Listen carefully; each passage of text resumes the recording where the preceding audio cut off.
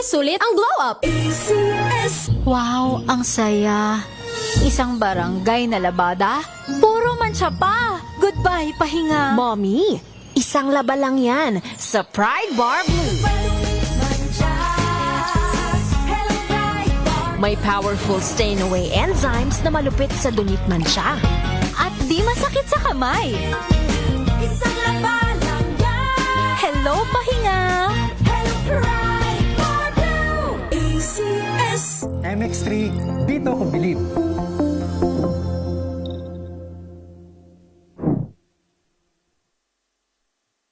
Mahalagang paalala, ang MX3 capsule ay hindi gamot at hindi dapat gamiting panggamot sa anumang uri ng sakit. Amoy forever. Amoy LQ. Amoy New Caleb Berry Blues.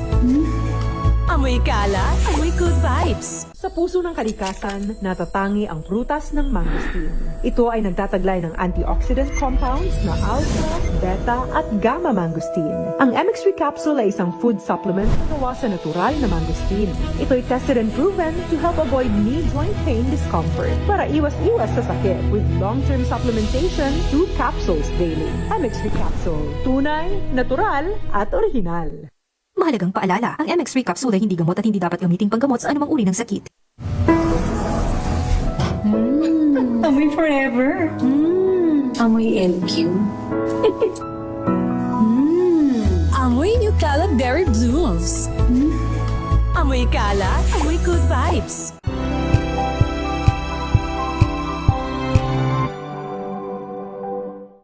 Maagang balitaan, maagang usapan sa mga issue at balita. Kasama si Kuya Angelo Palmones sa Magandang Umaga Pilipinas. Mula Lunes hanggang Biyernes.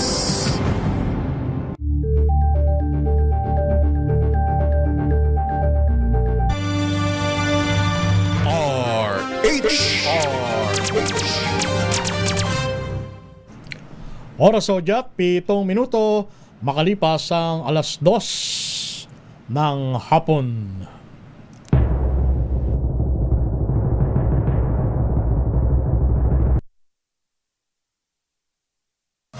Walang patid na balita, walang tigil na impormasyon at tuloy-tuloy na reports kasama ang buong puwersa ng DZRH sa buong Pilipinas. Mula Luzon, Visayas at Mindanao, lahat ng malalaking balita, maiinit at viral. Hagip ng pinakamalawak na newscast sa buong Pilipinas. Rapido Hataw Balita. Rapido Hataw Balita. Kasama sina Ray Sibayan at Romel Fuertes. Rapido Hataw Balita. Mga malalaking balita, hahataw na!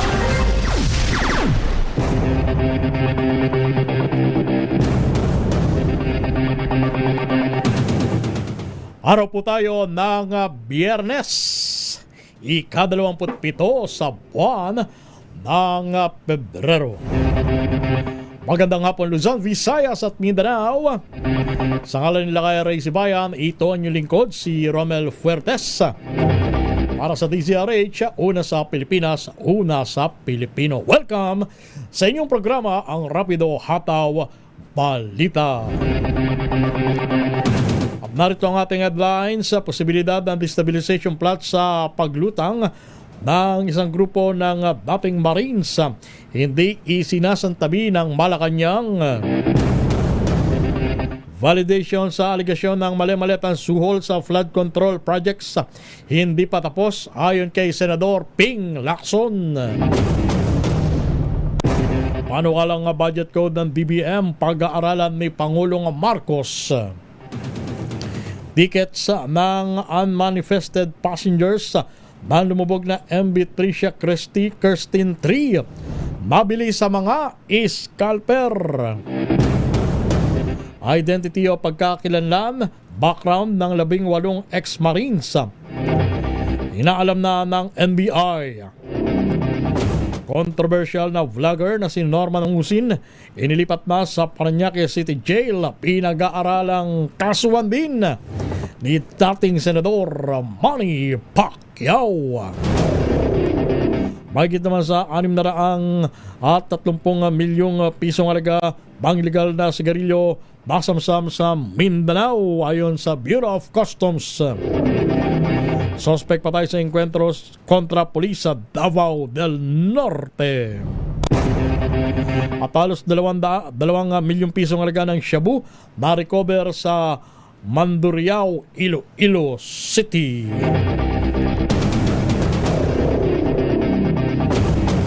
Yan ang ulo ng mga balita at narito na ang detalye. Muli, magandang araw Pilipinas. Rerepasuhan ni Pangulong Bongbong Marcos Jr. ang posibleng paglalagay ng limitasyon sa unprogrammed appropriations o pondong wala sa lugar na budget ng pamahalaan. Ipinanukala ng Department of Budget and Management na lagyan ng cap o limitasyon ng naturang pondo. Layunin nitong mapiyak na ang budget ay magagamit lamang sa malinaw at limitadong layunin at hindi bilang malawak na discretionary fund. Target ng BBM na panatilihin sa mas mababang sa 5% ng kabuuang national budget ang halaga ng unprogrammed appropriations batay sa datos at trend sa pananalapi. Gayunpaman, dadaan pa sa pagsusuri ng economic team ng Executive Secretary at ng Pangulo ang panukala bago tuluyang maisapinal. Marami naman pasahero nga sakay ng lumubog na MV Tricia Kirsten 3 ang napag-alamang bumili lamang ng ticket sa mga scalper. Sa pagdinig ng House Committee on Transportation, inamin ng shipping line na Allison na si Nelson Pan na ilang mga pasahero ang bumibili ng ticket pero pinagagamit sa iba gaya sa kanilang mga kamag-anak. Wala umano silang control dito at matagal na ang ganitong sitwasyon ng Allison lalo tuwing peak season or dagsa ang mga pasahero. January 26 nang lumubog ang naturang pampasaherong ferry sa karagatan malapit sa Basilan. Batay sa boat manifest, 332 ang dapat na nakasakay na pasahero pero umabot sa 65 ang nasawi habang 293 naman ang survivor at 14 pa ang nawawala. Ibig sabihin, overloading ang barko na mangyari ang aksidente. Meron tayong 12 minutos makalipas ang alas 2 ng hapon. Inilipat na sa Parañaque City Jail ang inarestong vlogger na si Norman Mangusin alias Francis Leo Marcos. Alinsunod ito sa commitment order ng Parañaque City Regional Trial Court Branch 294. 2 araw mula nang arestuhin sa isang hotel sa Pasay City ang controversial na social media personality. Ayon naman kay CIDG-NCR Chief Colonel John Giagi, naghain sila ng opposition sa korte upang pigilan ang pagpapiyansa ni Mangusin dahil may mga sinisilip pa silang ibang kaso laban sa kanya. Pero nilinaw nito na wala pang tugon dito ang hukuman kaya nakapagtataka umano na hindi nakapagpiyansa si Mangusin. Dinakip ang controversial na vloggers dahil sa kasong unjust vexation na may inirekomendang piyansa nagkakalaga ng 120,000 pesos. Mawag sa mahigit 634 million pesos ang halaga ng nasabat na illegal na sigarilyo sa iba't ibang bahagi ng Western Mindanao at Zamboanga City. Matapos ito ng 24 na anti-smuggling operation ng Bureau of Customs, katuwang iba't ibang ahensya noong February 24. Una nang hinarangan ng Department of National Defense at Philippine Navy ang MV Sun Voyage malapit sa Sultan Kudarat kasunod ng mga ulat na kahina-hinalang aktibidad sa Celebes Sea. Natagpuan sa MV Sun Voyage ang tinatayang 3,000 master cases ng smuggled na sigarilyo ang nagkakalaga ng halos 370 million pesos. Natuklasan naman ng PNP-CIDG ang isang illegal na paggawaan ng sigarilyo sa loob ng Zamboanga Economic Zone sa tulong ng Philippine National Police Criminal Investigation and Detection Group or PNP-CIDG. Standby Marinlet Narciso, standby paring Raymond Dadpaas. Namumuro na naman tumaas ang presyo ng mga produktong petrolyo sa susunod na linggo. Ayon kay Assistant Director Rodela Romero ng DOE Oil Industry Management Bureau, posibleng tumaas ng humigit kumulang 1.10 o piso at 10 sentimos ang bawat litro ng gasolina. Humigit kumulang naman sa 50 sentimos sa kada litro ng diesel, habang halos piso sa kada litro ng kerosene. Kabilang sa mga tinukoy na dahilan ni Romero ang ipinataw na sanctions ng Amerika laban sa 12 pang tanker na nagbabiyahe ng Iranian crude at ang malawakang military build-up sa gitnang silangan. Maaari pa niyang magbago ang mga numero sa huling araw ng kalakalan ngayong Biyernes at kapag naisama na ang gastos ng mga oil companies sa operasyon at iba pang mga premium. Kung sakali, ito na ang pang-8 magkasunod na linggong may increase ang halaga ng gasolina at pang-9 naman sa presyo ng diesel at kerosene. Meron tayong 16 minutos makalipas ang alas 2 ng hapon. Labas na tayo ng ating impilan. Malacanang, hindi sinasantabi ang posibilidad na may destabilization plot sa likod ng paglutang ng nagpakilalang mga dating miyembro ng Philippine Marines. Ibalita mo yan mula sa Palasyo ng Malacanang, RH number 14, Marinlet Narciso. Romel, hindi nga inaayos ng palasyo ang posibilidad na may destabilization plot sa likod ng paglantad ng 18 nagpakilalang mga dating Marines. Sinabi ito ni Palace Press Officer Claire Castro matapos banggitin ni Senator Ping Lacson at dating Senador Antonio Trillanes na posibleng may kinalaman sa destabilisasyon ang paglutang sa mga dating sundalo. Ayon kay Castro, hindi naman nakagugulat ito dahil ang mga nasa likod ng paninira laban sa administrasyon ay ang mga nais rin pabagsakin ang gobyerno at patalsikin ang Pangulo. Binanggit din ng opisyal na kilala si Mike Defensor sa Dirty Tricks Department. Pakinggan natin si Jose Castro. Sa lahat ng mga ginagawa nila, lalong-lalo na ang paninira na walang basihan, at kung sino ba ang mga taong nasa likod nito, sila rin naman ang mga taong nais na pabagsakin ang gobyernong ito at patalsikin ang Pangulo sa pwesto. At iluklok ang kanilang poon. Sabi ng palasyo, maaaring nagamit lamang ang 18 ex-Marines bagamat wala pa silang partikular na impormasyon hinggil dito. Nanawagan naman ang Malacanang sa mga sangkot na huwag magpagamit sa anumang hakbang na maaaring makasama sa bansa. Ito si Lahat Narciso para sa DZRH, una sa Pilipinas, una sa Pilipino. Validation sa paratang ng mali-maletang suhol sa flood control project galing kay Zaldico. Hindi pa tapos ayon kay Senador Ping Lacson. Mula sa mataas na kapulungan ng Kongreso, ibalita mo yan RH number 28, paring Raymond Dadpaas. Paring Romel, patuloy ang ginagawang validation sa aligasyon na bilyones na suhol na nakalagay sa mga maleta na ipinadeliver ni dating Ako Bicol Party List Representative Zaldico. Ito ay mula umano sa kickback sa mga flood control project. Ayon kay Senador Panfilo Ting Lacson na siyang chairman ng Senate Blue Ribbon Committee, mahalaga na makitang may batayan ang aligasyon. Batay sa testimonya, nagpakilalang 18 dating tauhan ng Philippine Marines na iniharap ni Attorney Levito Baligod sa isang news conference ay umabot sa 805 billion pesos ang kanilang naipamahagi mula 2023 hanggang 2025 sa kautusan ni dating Congressman Zaldico. Na-refer na sa Senate Blue Ribbon Committee ang Senate Resolution 317 ni Senador Amy Marcos upang ito ay maimbestigahan. Sabi ni Lacson, kapag may mga seryosong paratang ay kailangan suriin ng mabuti ang pinanggagalingan nito, ganun din ang credibility ng mga testigo. Nangako ito na kung pumasa sa validation ng testimonya ng mga nagpakilalang Marines ay maaring ipatawag ang mga ito sa Senate hearing.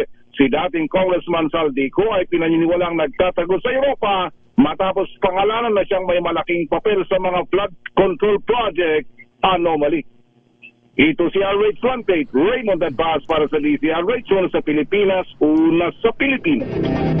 19 o 20 minutos na, malipas ang alas 2 ng hapon.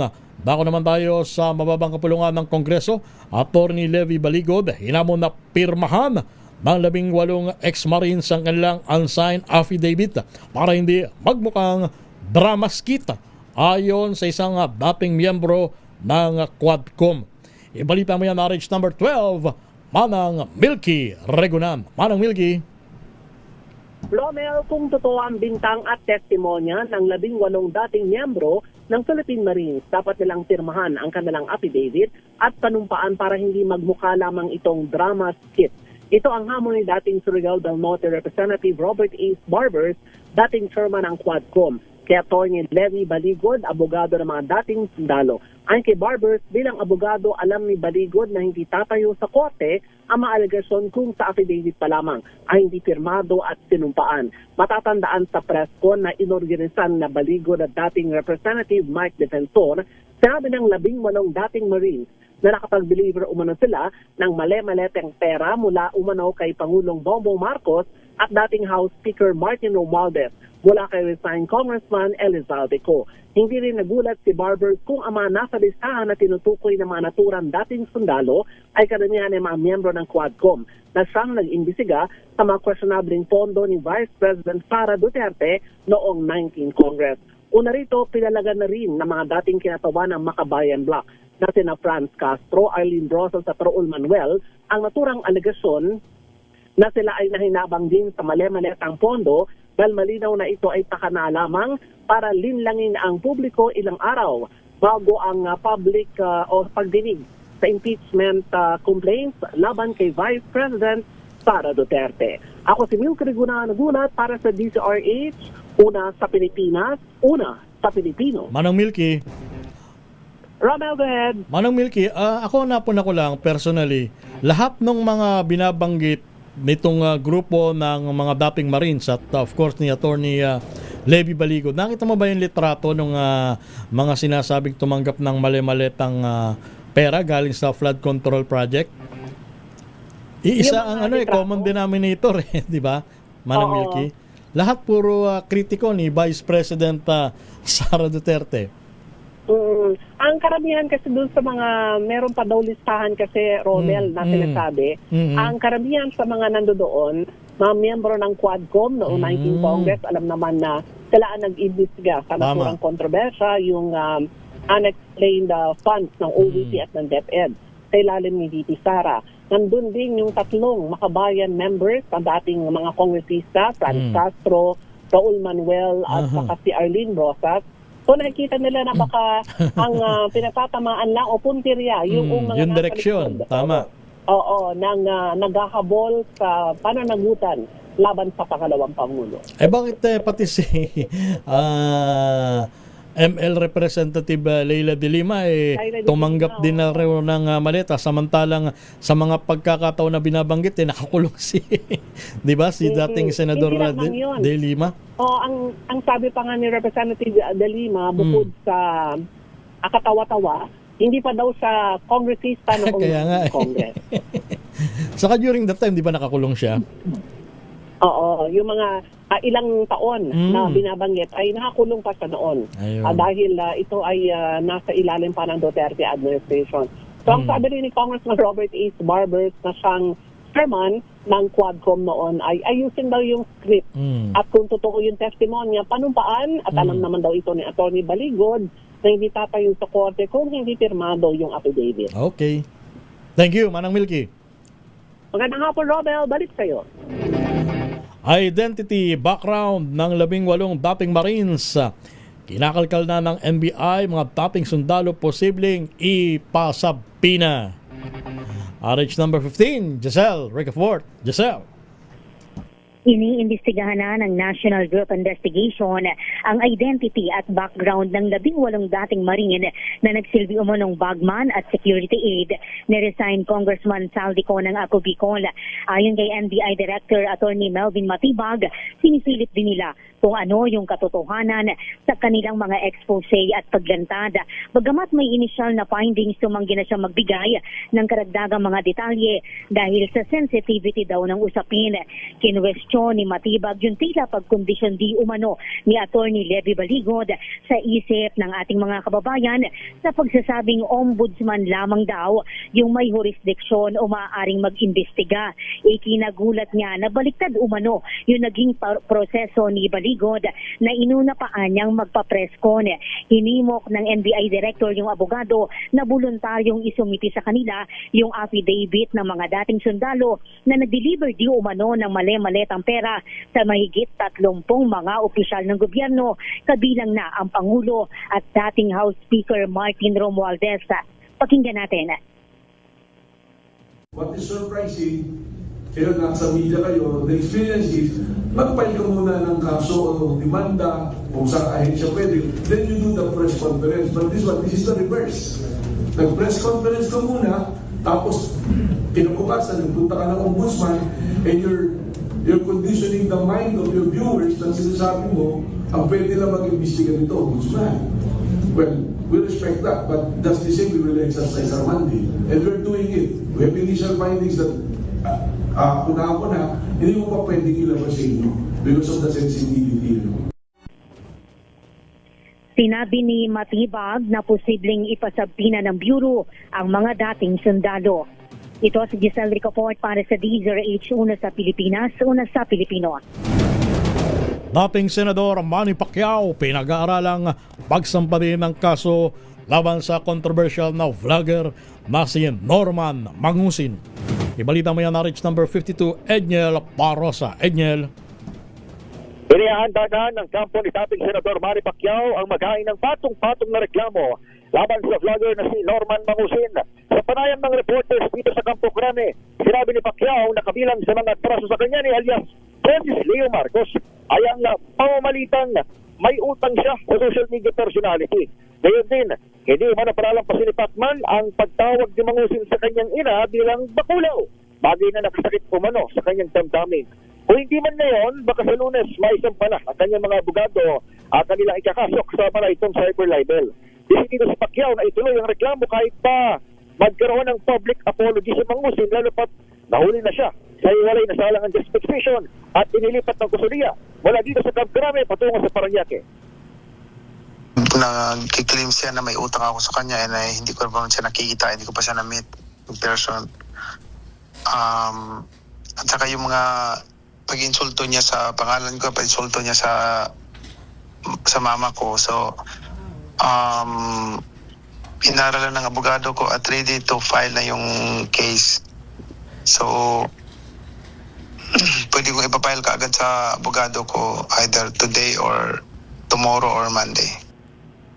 Ang tinig ni dating Senador Manny Pacquiao. Samantala, kinumpirma ng Bureau of Jail Management and Penology na tinanggap na ng City Jail si Mangusin na nasa maayos naman ng health condition. Sabi ni DJMP spokesperson Jerex Bustanera, iko-quarantine si Mangusin sa loob ng 5 araw kasama ang wala pang 10 dating preso bago ilipat sa regular sit-sit selda kung saan pang 21 na siyang kosa.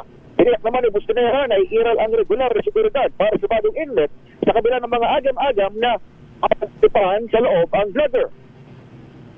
Sa parte po ng DJMP, sir, lagi naman po 24/7 may duty tayo. Enough naman po ang personnel sa Parañaque kahit siksikan, maliit lang din na facility yun. Monitor ang CCTV natin sa lahat ng corners ng room. At we assure the safety ng lahat ng PDL naman po, hindi lang naman sa kanya. Ang tinig ng BJP spokesperson dito sa Camp Crame. Hanggang isulat ang balitang ito, wala pang abogado humaharap para dumalaw man lang kay Mangusin. Nag-apply rin ng CIDG ng oposisyon sa Parañaque RTC 294 upang pigilan ng paggalagak ng piyaso ng akusado sa gitna ng patuloy pang pagsilip sa iba pa niyang mga kaso. Ako si Edniel Barrosa, DZRH, una sa Pilipinas, una sa Pilipino. 29 minutos makalipas ang alas 2 ng hapon, Calabarzon, most visited region ng domestic travelers ayon sa survey ng Philippine Institute for Development Studies. Ibalita mo yan, RH number 4, Miss Karen Oyong. Miss Kay. Yes, kasamang Romel, ang Southern Tagalog o yung Calabarzon na binubuo ng Cavite, Laguna, Batangas, Rizal at Quezon ang hinirang na most visited region ng local o domestic travelers ayon sa survey ng Philippine Institute for Development Studies o PIDS.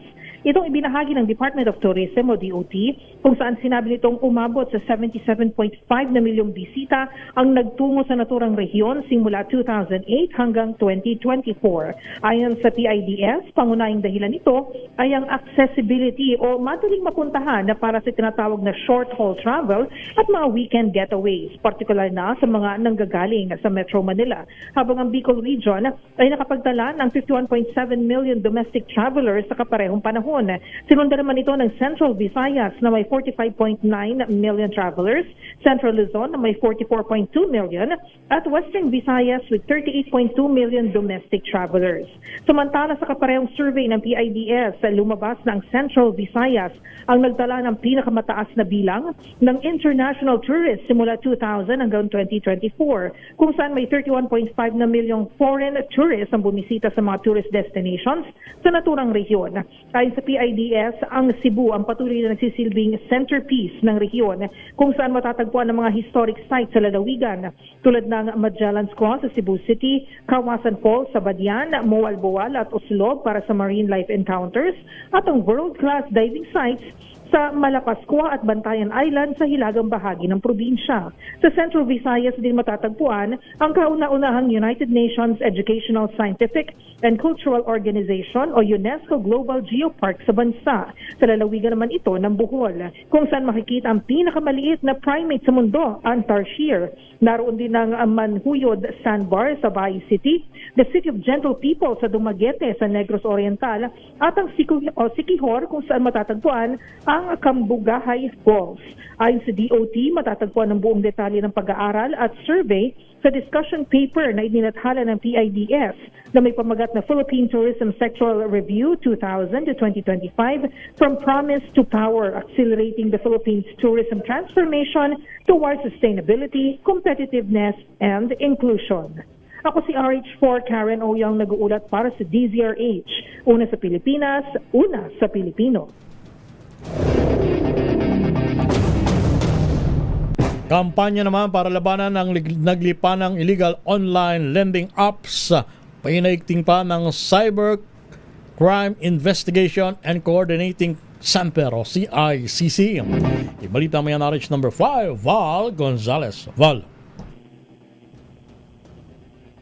Romel, mas kilalagas pa ngayon ng Cyber Crime Investigation and Coordinating Center o CICC ang kampanya kontra illegal na online lending companies. Ito'y kasunod ng patuloy na pagtaas ng bilang ng mga nabibiktima ng mga scammer na nanggagancho sa pamamagitan ng pautang online.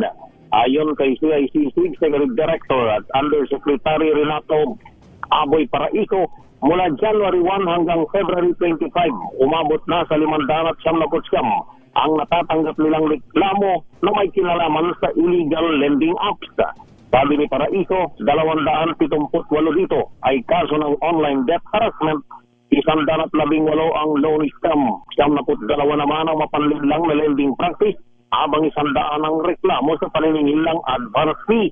Dahil dito, pinaigting ng CICC ang pagtukoy kung sino-sino ang nagpapatakbo ng illegal lending app sa bansa. Set up, we're working with our law enforcement agencies at NBI at saka PNP, ACG. Right now, dahil na-take over na si UCPPT sa DOJ OOC, Office of Cybercrime, mas pag-iigtingin natin international cooperations natin dyan when it comes to enforcement of our laws at saka habulin ng mga international crime syndicates at cooperate.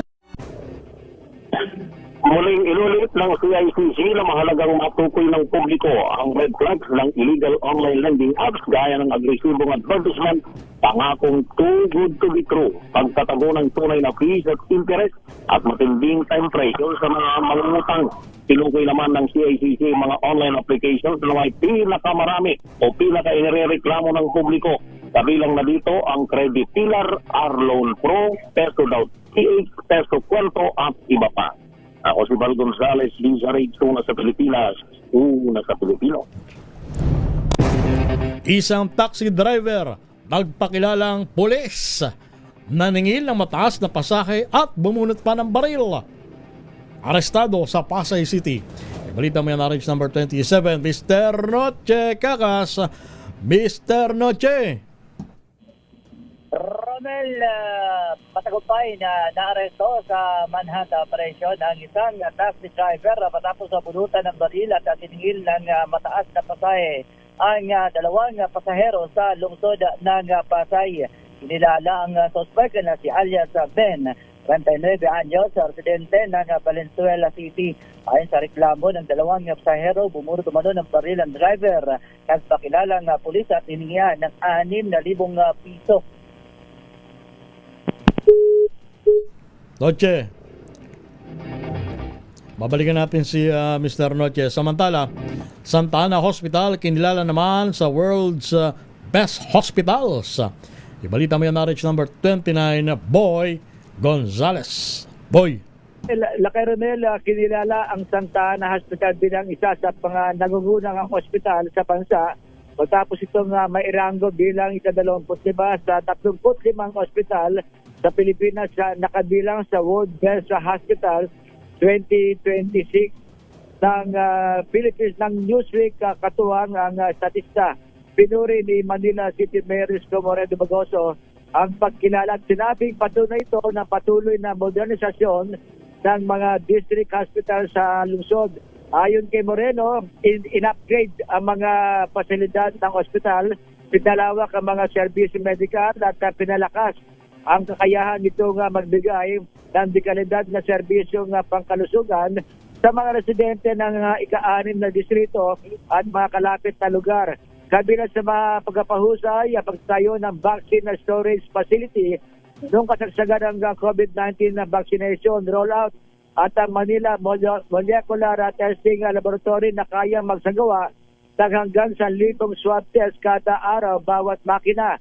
Meron na rin itong physical therapy at rehabilitation na medicine and robotics center na may hybrid assisted limb o unit dialysis center na may 11 dialysis sheet at makabagong hemodialysis machine at negative pressure room para sa mga pasyenteng may nakakahawang sakit.